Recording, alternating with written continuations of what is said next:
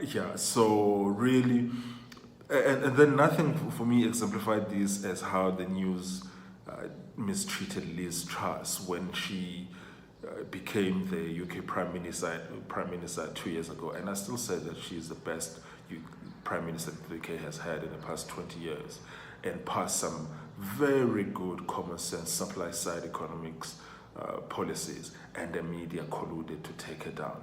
And I didn't realize that the deep state runs so deep in the UK. And she had an interview recently with Fox Business Channel with the great Charles Payne, where she explained what happened to her when she passed those policies. And I just wanted to play that for you so they can hear it from the horse's mouth.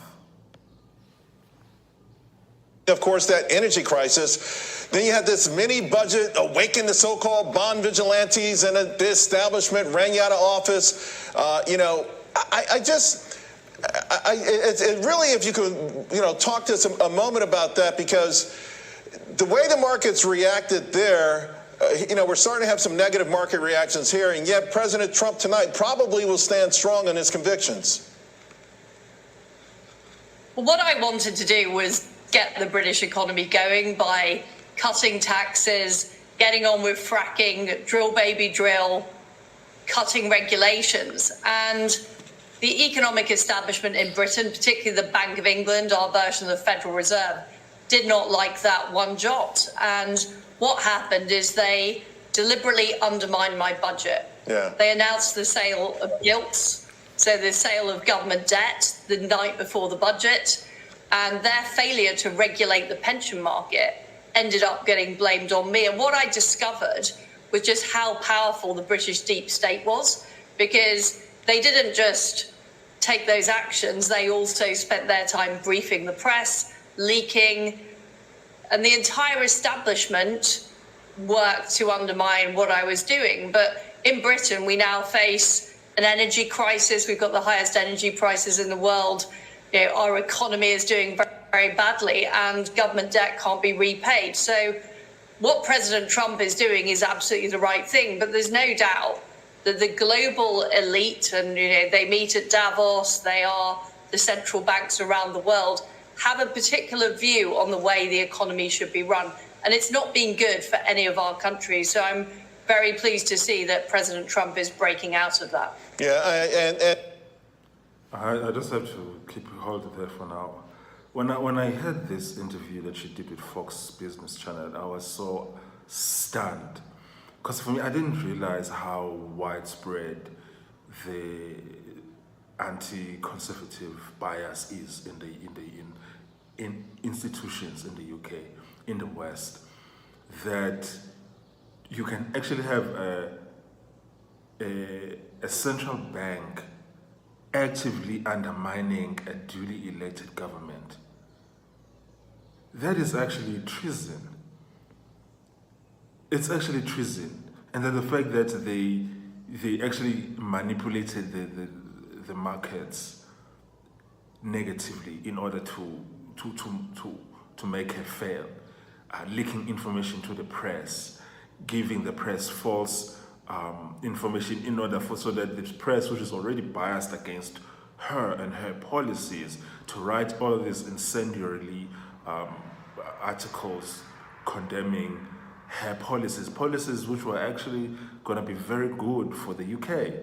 And I did a video at the time, which I'm going to link in the comments below, praising her policies. And I remember how widespread the condemnation and the negativity was, and how fast it was until she resigned from her position. This is what we're dealing with, folks. And if we're going to save the West from destroying itself, we need strong, common sense, conservative policies to be adopted, especially in Europe, a continent that's been failing for the past 40 years. So for me, really, this interview was so eye-opening for me. But it has just also confirmed the suspicions that I've had and the thinking that I've had for the years, that we need media alternatives in Europe, because the way that Europe is set up right now, it is a wonder that Europe has not, the European nations have not been gone bankrupt in the past 10 years. But okay, let's continue further to hear what you were saying. And I'm also pleased with what I'm seeing in Europe and with the citizens moving more to the right, pushing back. To your point, the establishment even trying to deny what the voters want. It's ugly to see, particularly from these entities that have been finger pointing for a long time. I wish that in hindsight you could have fought harder, but I think Trump is leading the way in a way that the establishment knows it's got a fight on its hands. I have to stop it there. Like, Charles Payne is absolutely right. We have, even in the US, the establishment actively fighting against the will of the people, actively fighting against, these are the policies that President Trump ran on and he's trying to govern on, and they're busy lying and manipulating the public to make it seem as if that his ideas and his policies are a bad idea. But the difference is that here, Donald J. Trump has been very steadfast in holding true to the policies that he ran on. And he's not being intimidated, he's not being bullied. And so Charles Payne here is saying to Liz Truss that he wishes that she had stood firm, because if she stood firm then, just had giving it a year, the UK would have been so prosperous. I was actually so happy when I saw her pass those policies. I was so giddy. I was thinking, wow, the United Kingdom is back, baby. And I was actually thinking that maybe I can even consider moving there, because I've sawn before that I'm not moving to Europe because Europe is a felt continent. But obviously you can never say never, because sometimes you move to a place not because of your choices of your own, but because of circumstances of life and difficulties and setbacks. Sometimes you might find yourself being in a place where you don't want to. But I was saying that I wouldn't, of my own volition and of my own free will, without any external factors, be choosing to move to Europe, because there's just nothing for me in Europe. There's nothing. The taxes are too high, the regulations are too high, no one is making money there. Even people who are earning six-figure salaries, let's just say, even if you are earning £150,000 per year, which is a lot of money, by the way, even if you say £200,000 per year, half of that money goes to the government. This is before we talk about how expensive it is to live in London, because you're probably mostly going to be able to earn that in London. It's just absolutely fucking insane. So, and a lot of these European nations are failing. They're failing. People are not growing wealth. People are not experiencing any upward mobility, but they are being overly taxed. And there's just too much bureaucracy and there's just too much bullshit, which is why I really supported her policies. And now she's going to explain what happened to her, why she wasn't able to stand. Absolutely. And the issue I had was too many of my colleagues in the Conservative Party were not prepared to back me up. They were Conservatives in name only. They supported suicidal policies like net zero. They supported mass migration. So what needs to happen in Britain is we need a Trump-style movement that actually mobilises the grassroots, because people in Britain, people in Europe are fed up of the levels of migration in our country, of illegal migration. They're fed off of Islamicism and issues. Okay, I'm going to end it there. She's absolutely right. I've been of the view that the Conservative Party in the UK is actually not conservative at all. These people, they run as conservatives and then they govern as liberals. And subsequently, which is also why they ended up losing the last election.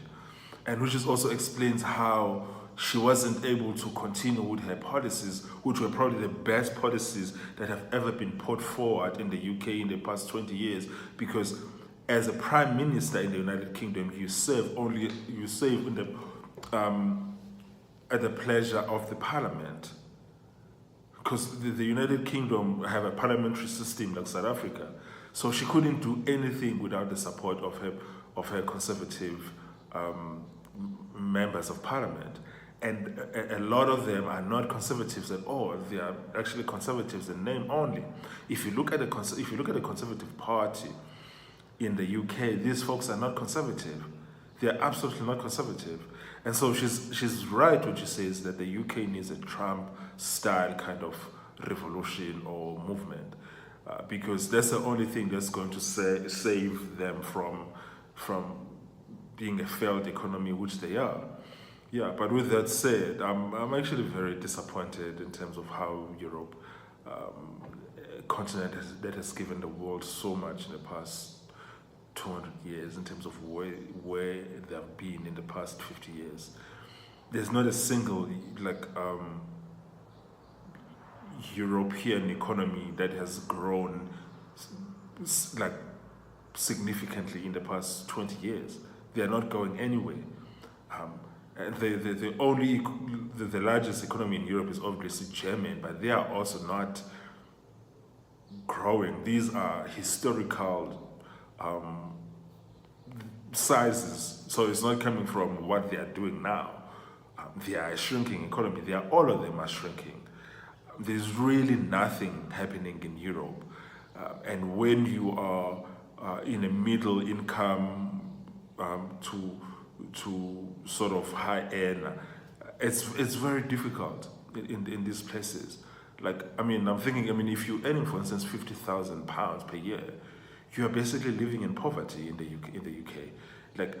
Unless you are earning around maybe £90,000, that's where you can say, okay, you are able to get a nice place, but also you still don't have a lot of disposable income left because of just how bad their economies are, and in terms of how bad the living expenses are out of control.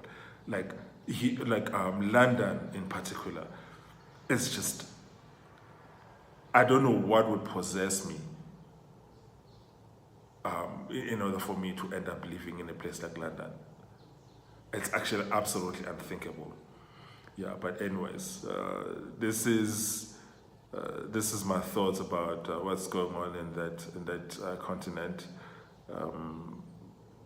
I would like to visit soon for the sake of tennis, to watch Wimbledon and French Open. That's probably that. Other than that, I don't really see anything in Europe that, they have beautiful women, that's that, I suppose, but in terms of building a life in Europe, it just doesn't make any sense for someone like me who wants to build wealth. Yeah, I'd like to hear your thoughts. If you've lived in Europe, if you've thought of moving to Europe, what are your thoughts about their high taxes, high regulations, high living expenses, probably even more expensive than New York City and Los Angeles. Yeah, but anyways, hit me up on the comments below. Sure.